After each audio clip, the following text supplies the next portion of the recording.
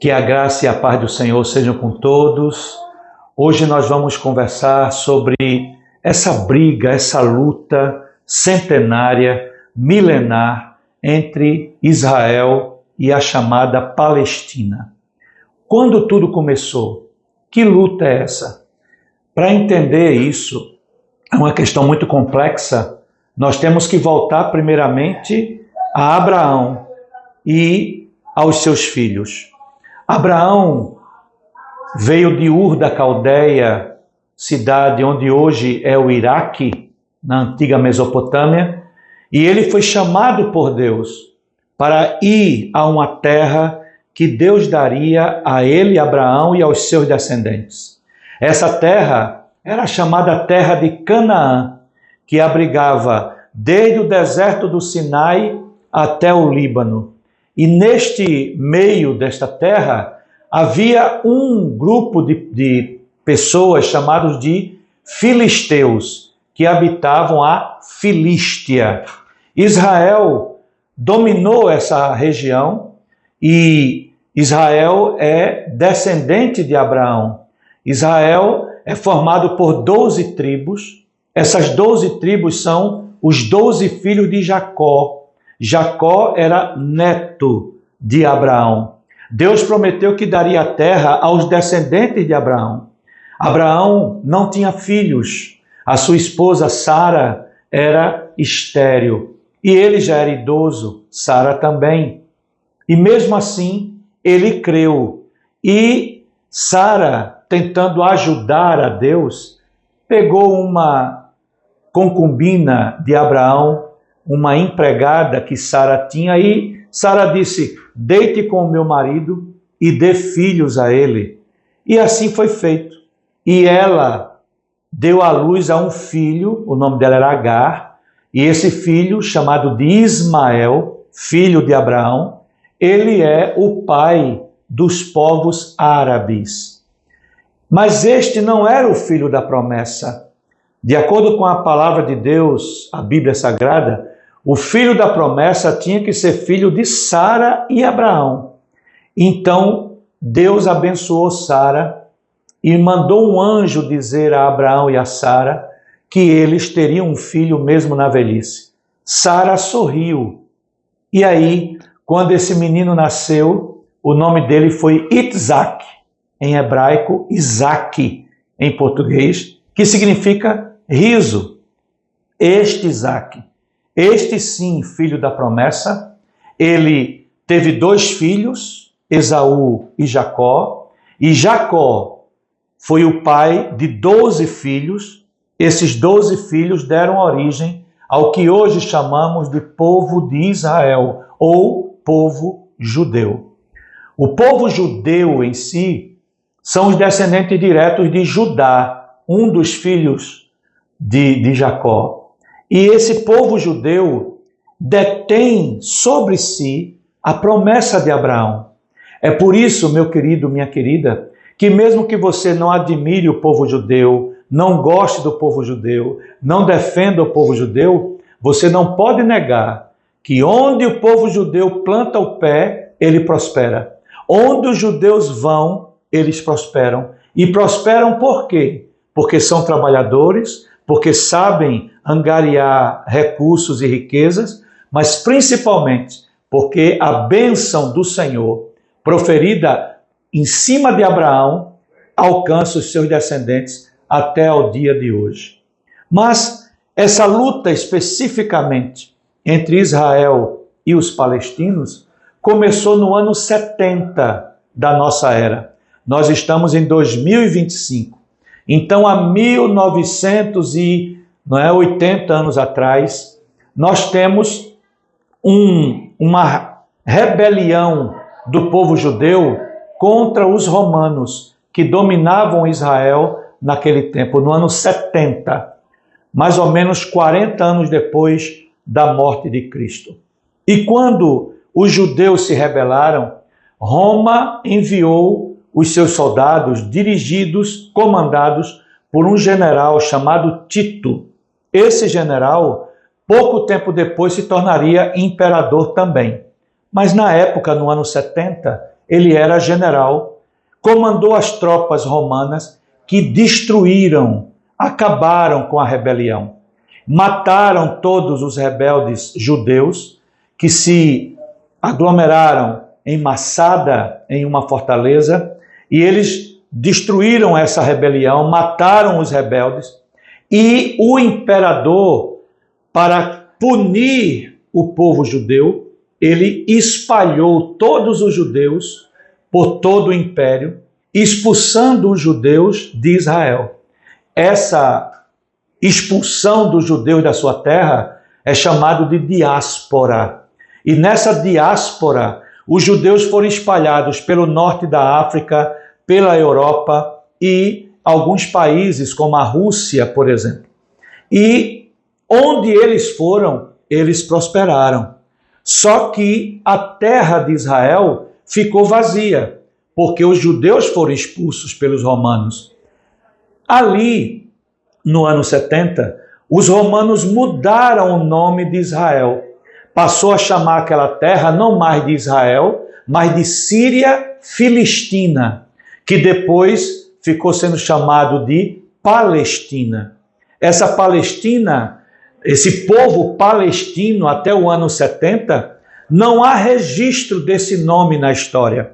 Não havia até o ano 70 nenhum povo chamado de povo palestino. Vocês estão entendendo? Então as pessoas que habitavam naquela região, os nômades, que iam de região em região, de cidade em cidade, eles vendo que as cidades e aldeias dos judeus estavam vazias, porque os judeus foram expulsos, eles então ocuparam essa terra. E no século VII, Maomé dominou toda aquela região do norte da África, no Oriente Médio, onde está Israel, na Síria, na Turquia, e foi expandindo esse império chamado do Império Maometano, não é? do Império Muçulmano, e os muçulmanos tomaram conta do que hoje nós conhecemos como Israel, naquele tempo era Síria Filistina. E aí eles ocuparam e Israel não teve mais, os judeus não tiveram mais como voltar para lá, porque a terra estava ocupada. Quando Israel, os judeus foram expulsos da sua terra e espalhados, por exemplo, em todos os lugares que eles sempre foram perseguidos. Mas apesar da perseguição, sempre os judeus prosperaram. Por quê? Porque tem a bênção de Abraão sobre si. E, por exemplo, Espanha e Portugal, os judeus que estavam na Espanha e Portugal, eles prosperaram muito. E isso causou preocupações e invejas da sociedade hispânica na época e chegou até os reis. E os reis de Espanha e de Portugal se uniram à Igreja Católica e incentivaram a chamada Inquisição da Igreja Católica, que foi terrível, matou milhares, centenas de milhares de pessoas que eram considerados hereges pela Igreja. Qualquer pessoa que discordasse da doutrina da Igreja Católica e discordasse da autoridade papal ou do que o Papa pregava, eles eram sumariamente condenados à morte pela fogueira. E muitos judeus foram condenados porque, evidentemente, os judeus têm uma doutrina diferente da doutrina da Igreja Católica, isso é óbvio. Então eles foram condenados à morte. E era dado a eles apenas uma alternativa. Ou eles morriam, ou eles tinham que se converter ao catolicismo. Muitos judeus, eles se converteram só de aparências para não morrerem. E eles então foram chamados de cristãos novos. Esses cristãos novos eram judeus e suas famílias que agora aceitavam a doutrina católica. E eles tiveram que mudar os nomes. Os nomes judaicos foram todos mudados. Foi a partir daí que famílias judias que eram de Portugal e da Espanha começaram a colocar como sobrenome das famílias nomes de animais e de plantas. Então foi onde surgiram as famílias Oliveira, Leitão, Carvalho, né? E nome de frutas, nome de árvores, nome de animais, coelho. E essas pessoas vieram para o Brasil, por exemplo. Não é? Os que eram descendentes de portugueses, eram judeus, vieram para o Brasil. E aqui, principalmente no Nordeste, aqui onde nós estamos em Pernambuco, na Paraíba e Alagoas, nesse triunvirato aí de estados, muitos judeus vieram para cá. E começaram costumes que as pessoas não entendiam direito. Por exemplo, morria um, eles não colocavam em caixões, colocavam em mortalhas, porque os judeus fazem isso até hoje. Quando chegava a sexta-feira, para anunciar que o sábado estava chegando, e o sábado para o judeu começa quando o sol se põe da sexta para o sábado, mais ou menos 18 horas. Quando surgia a primeira estrela no céu, estrela visível, eles apontavam o dedo e diziam: começou o sábado, porque já começou a aparecer a primeira estrela. E esse costume deles começou a ser observado pelos padres católicos e eles poderiam ser denunciados na Inquisição. Então criou-se aquele ditado, quem é de Pernambuco sabe disso: olhe menino, não aponte o dedo para a estrela porque nasce verruga. Isso era para impedir que as crianças judaicas, não é, apontassem o dedo e se denunciassem como judeus. Outra mania muito grande aqui no Nordeste era que as famílias judias, elas começavam a varrer a casa, não é? Começavam a varrer da frente até a cozinha e jogavam o lixo na parte de trás da casa, porque era assim que os judeus faziam. E as comidas, o costume de celebrar a Páscoa, né, de portas fechadas para ninguém ouvir quando eles cantavam o Chamar Israel, né? E isso tudo foi acontecendo. Aqui em Pernambuco, em Recife, nós temos uma rua que hoje é chamada de Rua do Bom Jesus. Mas naquele tempo era a Rua dos Judeus. É onde os judeus se concentravam no comércio e onde tinha a primeira sinagoga das Américas, a Kahal Zur Israel, que está aberta até os dias de hoje, foi restaurada e é um local de visitação intensa em Recife. Eu já fui lá, é um lugar belíssimo, aconselho você aí também, na sinagoga Kahal Zur Israel, lá na Rua do Bom Jesus, antiga Rua dos Judeus. Só que os portugueses e os religiosos católicos expulsaram, perseguiram e expulsaram muitos judeus do Recife. Sabe o que aconteceu? Muitos judeus que fugiram do Recife fundaram nos Estados Unidos uma cidade chamada de Nova York. Sim, Nova York foi fundada por judeus oriundos do Recife, aqui em Pernambuco, a nossa belíssima capital. Ou seja, se nós não tivéssemos expulsado os judeus do Recife, muito possivelmente Nova York seria aqui, Nova York seria Recife. Veja que bênção, Nova York e Olinda, né? A Nova York seria Recife e Olinda juntos. Mas nós expulsamos os judeus e perdemos a bênção. Quem ganhou a bênção foi os Estados Unidos, que tiveram esse grupo de judeus indo para lá. O que nós, evangélicos cristãos, defendemos?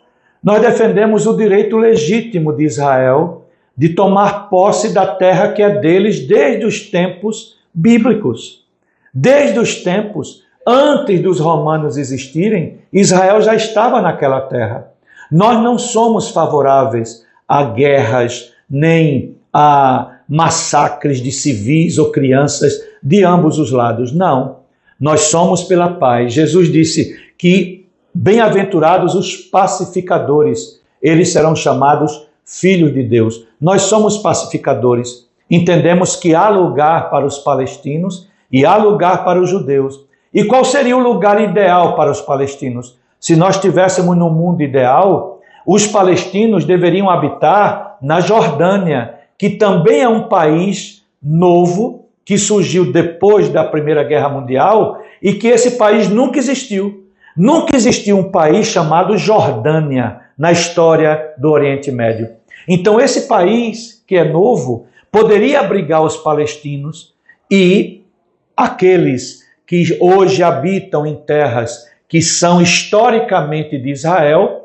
Israel poderia ocupar pacificamente esses lugares que por direito, por herança e pela história pertencem a Israel. Entende? Então nós cremos que os judeus têm não só uma promessa de Abraão sobre a sua vida, mas tem uma profecia que está lá descrita em Romanos capítulo 9 e capítulo 10, quando o apóstolo Paulo, inspirado pelo Espírito Santo, diz que os judeus vão se converter a Cristo. E quando os judeus se converterem a Jesus, haverá uma campanha de ódio contra eles, e o anticristo que dominará o mundo por 7 anos, esse anticristo que unificará o mundo todo debaixo do seu poder, ele vai levantar um grande exército. Um exército, a Bíblia diz, de 100 milhões de soldados, e que vão invadir Israel, vindo pelo norte, pela Síria, passando pelo Vale de Megido, em grego, Armagedon ou Armagedon, o Vale de Megido na Síria, entre a Síria e Israel. Ali será travada a última batalha da raça humana. E quando o anticristo aparentemente parece que vai ganhar aquela guerra, Jesus volta em poder e grande glória, e os céus se abrirão, e os que morreram em Cristo ressuscitarão primeiro, e descerão nas nuvens do céu com ele, e os que estiverem vivos serão arrebatados, e encontrarão com o Senhor, e habitarão para sempre com o Senhor. E o Senhor Jesus, com a sua boca, ele não vai usar arma nenhuma, só com a sua palavra ele destruirá o anticristo e colocará o anticristo, o falso profeta e o Satanás, o grande dragão, no lago de fogo e enxofre que não se apaga jamais. Ali, Jesus pisará o Monte das Oliveiras e começará o seu reinado pelos séculos dos séculos vindouros. Nós cremos nisso. Nós entendemos que Israel está nos planos de Deus. Sim, o Israel de Deus hoje é a igreja. Nós, cristãos, somos filhos de Abraão pela fé. Sim, isso é verdade, é o que a Bíblia afirma. Mas, sem dúvida nenhuma, a promessa de Deus feita a Abraão ainda está sobre os filhos de Judá, sobre os filhos de Israel, sobre os chamados judeus hoje. E os judeus vão se converter. Nós já vemos na internet pessoas falando que estão se convertendo judeus em Jerusalém e em outras cidades, crendo que Jesus é o Messias. E isso nos emociona, porque nós estamos vendo profecias se cumprirem nos dias de hoje. Por exemplo, se você ler o Ezequiel capítulo 47, você vai ver que ele promete, que ele profetiza, que antes do fim dos tempos, descerá um rio do monte de Deus, que é o Monte Sião, onde está Jerusalém. E esse rio, por onde ele passar, ele vai sarar, ele vai curar a terra. E o Mar Morto, que não tem esse nome porque não tem nada lá, não tem plantas aquáticas, não tem plantas na sua beira, né? E nem tem peixes. Pois bem, a profecia diz que o Mar Morto dará muito peixe e terá árvores ao redor. Isso está se cumprindo. Ouça bem o que eu estou lhe dizendo. Isso está se cumprindo nesta geração. Veja no YouTube, você vai ver, né? Veja nas redes sociais, nas mídias sociais, nas plataformas digitais, você vai ver isso acontecendo hoje.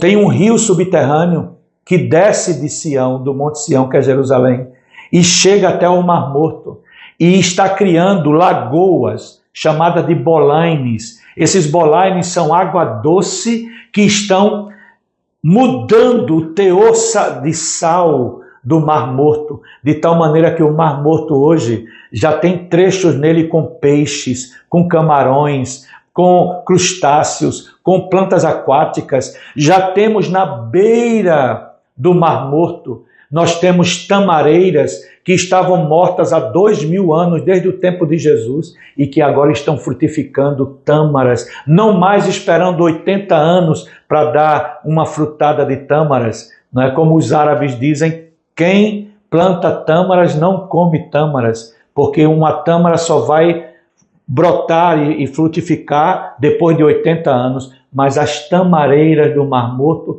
estão dando tâmaras constantemente. Isso é bênção. Isso é a nossa geração vendo se cumprir em Israel as profecias bíblicas. Em 1948, no dia 8 de maio, cumpriu-se a profecia de Ezequiel, a profecia de Jeremias, a profecia de Daniel, a profecia, né, de vários profetas, de Isaías, onde Deus promete que traria o seu povo de volta à terra prometida. E isso se cumpriu no dia 8 de maio de 1948, quando a ONU, numa votação histórica, e que foi dirigida por um brasileiro, o embaixador Graça Aranha, que deu o seu voto de Minerva apoiando a volta dos judeus para a terra prometida. E eles voltaram dia 8 de maio. E Ben Gurion, o primeiro presidente de Israel, ele proclamou a independência de Israel. Israel se tornou novamente uma nação. Hoje, Israel é um país tão abençoado que no deserto eles colhem laranjas, né? Colhem tomates do tamanho de uma laranja. Israel é proporcionalmente o país com maior número de prêmio Nobel na história. Israel tem uma população pequena, mas proporcionalmente é o que possui maior número de ganhadores do prêmio Nobel. Por quê? Porque Israel é um país abençoado. Quer a gente aceite ou não, queira ou não, reconheça ou não, ele é um país abençoado. É um país abençoado, não é? Na parte social, na parte educacional, na parte de medicina, na parte de prosperidade econômica. E isso vai continuar até Jesus voltar, porque os judeus vão se converter a Jesus. Nós cremos nisso. E por isso que nós, crentes, nós não defendemos os governos de Israel. O primeiro-ministro Benjamin Netanyahu é um primeiro-ministro, que amanhã ele pode cair e virão outros e outros, porque a democracia é assim. Mas nós defendemos o povo de Israel, os judeus que foram massacrados ao longo da história, que foram massacrados por Hitler no Shoah, que nós chamamos de Holocausto. 6 milhões de judeus mortos apenas pelo fato de serem judeus. Mas Deus, o Supremo, o Eterno Deus, que não mente, que não engana, que não esquece suas promessas, trouxe o povo de volta para a terra prometida. E isso ninguém pôde impedir. Em 1967, no ano que eu nasci, houve uma coalizão de 10 países árabes, a Síria, a Jordânia, o Egito principalmente, o Iraque, o Líbano, todos se uniram para destruir Israel. Mas em 6 dias, Israel destruiu um exército que era 4 vezes maior do que o exército judeu. 4 vezes maior. Eles tinham 4 vezes mais tanques, 4 vezes mais aviões, 4 vezes mais soldados, 4 vezes mais peças de artilharia, mas Israel os derrotou a todos em 6 dias. Como eles conseguiram isso? A própria história mostra quando os exércitos de Israel, os soldados de Israel, entraram em Jerusalém no ano de 1967. Eles se ajoelharam no Muro das Lamentações e pela primeira vez, desde o ano 70, quando foram expulsos, até 1948, pela primeira vez, os judeus puderam orar no último resquício do Templo de Salomão, que é a base do templo, chamado de Muro das Lamentações. E eles esqueceram a guerra, esqueceram as vitórias. Então eles se ajoelharam e agradeceram a Deus no Muro das Lamentações, provando que Deus estava com eles. Por isso que a Bíblia diz que nós devemos orar pela paz de Jerusalém e nós oramos até que Jesus volte e salve a todos aqueles que nele creem, inclusive nos judeus que vão se converter. Que Deus te abençoe, meu querido, minha querida. Que o Senhor faça resplandecer o seu rosto sobre ti e tenha misericórdia de ti. Que o Senhor sobre ti levante o seu rosto e te dê paz, hoje e para todo sempre. Amém.